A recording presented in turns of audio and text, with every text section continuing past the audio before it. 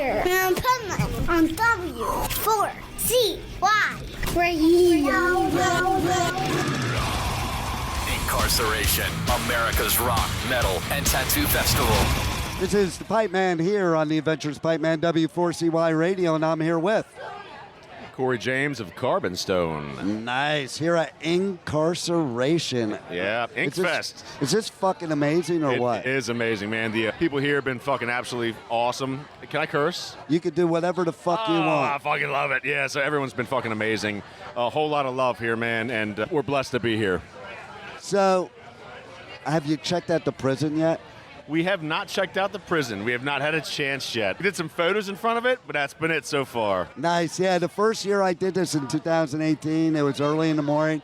I'm taking pictures of the prison. Some other band member was taking pictures. He's like, hey, you take my picture, I'll take yours. Look at us. We're fanboying out on Shawshank Prison. Hell yeah, baby. Right? So tell our listeners who have never heard your music before how you would describe your music. Besides, it's absolutely fucking brutal. Oh, man. God bless. It's like heavy, industrial, new metal. If 9 Inch Nails and Korn and Orgy had a baby, I guess. Linkin Parkish, I don't know. That's a great description. Some right weird there. elements, man. But a lot of people say what we have now is unique. And that's really important to me because we're not trying to copycat anything. Well, see, that's why I love when you start talking about the different genres because...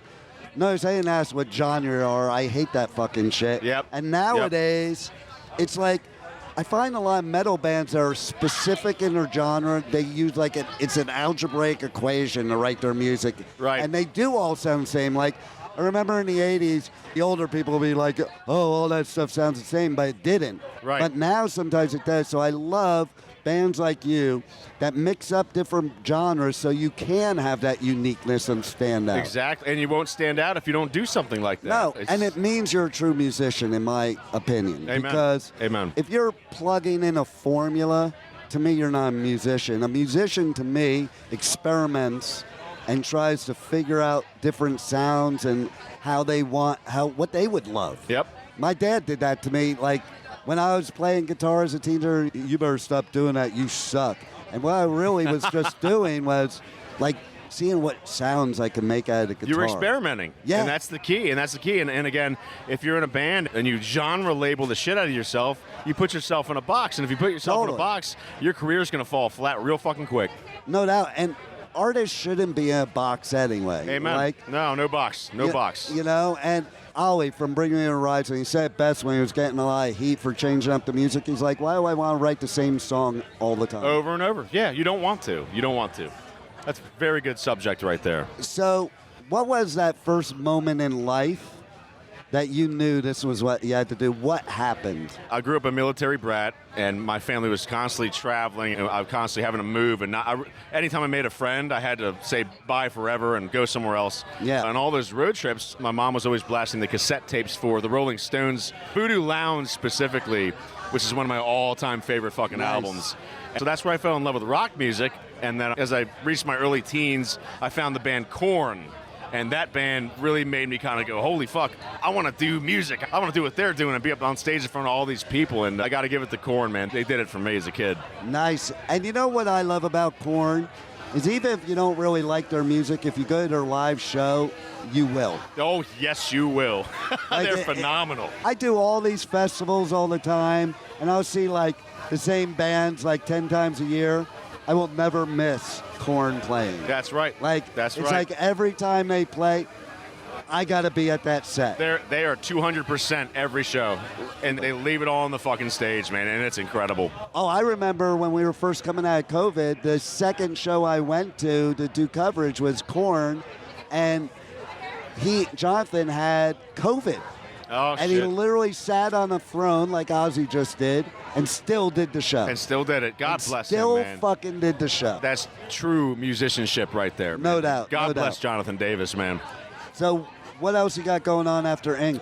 So we're playing a really big festival in Wisconsin next month called Northwoods Rock Rally. We'll be with Earshot, Royal Bliss, Escape the Fate, and a bunch of other bands. And then in September, for the entire month of September, we'll be going on tour with our friends in Spineshank, the Union Underground, and Julian K, which are half the guys from the band Orgy. That's a killer lineup. And like the Union Underground, they're friends of mine. Yeah, man. That lineup there, that's a killer fucking tour. It's going to be amazing. Full East Coast tour. So if you're from the East Coast, please come out and see us. Nice. So, what story, good or bad, in your whole musical journey would you share when you're like 80? Okay, so I'll share it now. I'm 40. There you go. So we hired a roadie years ago to come out and do gear tech for us for one of these big-ass shows we played at a venue called Rams Head Live in Baltimore. And I didn't know the guy. The bass player allegedly knew him. And so we hire this guy. He shows up.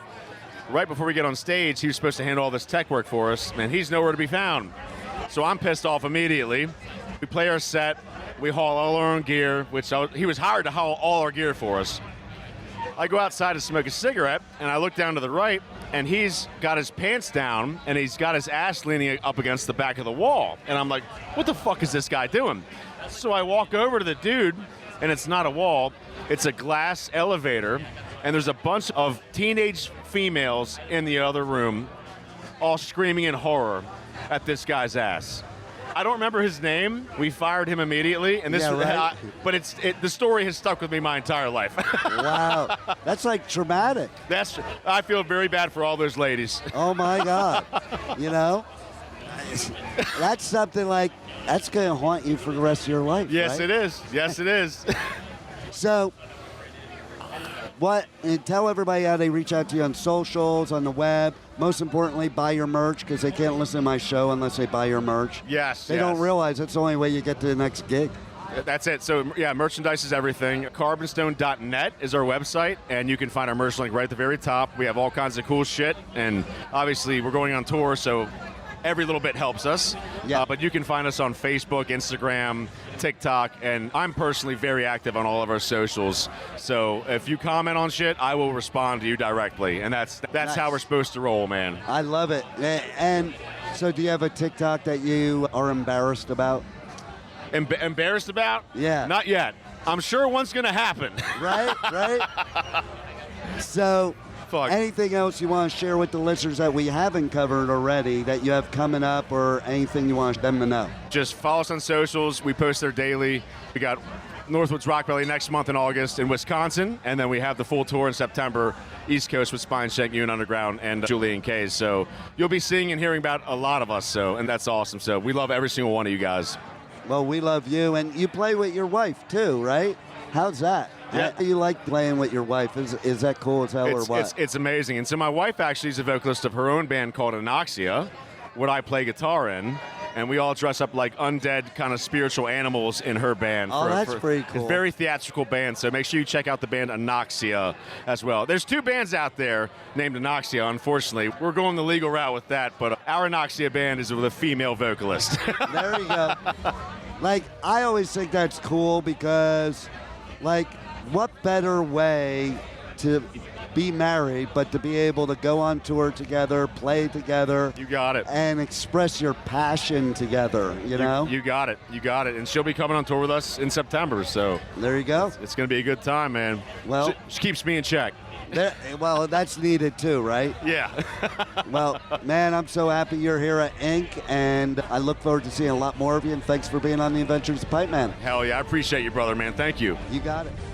Thank you for listening to the Adventures of Pipeman on W4CY Radio.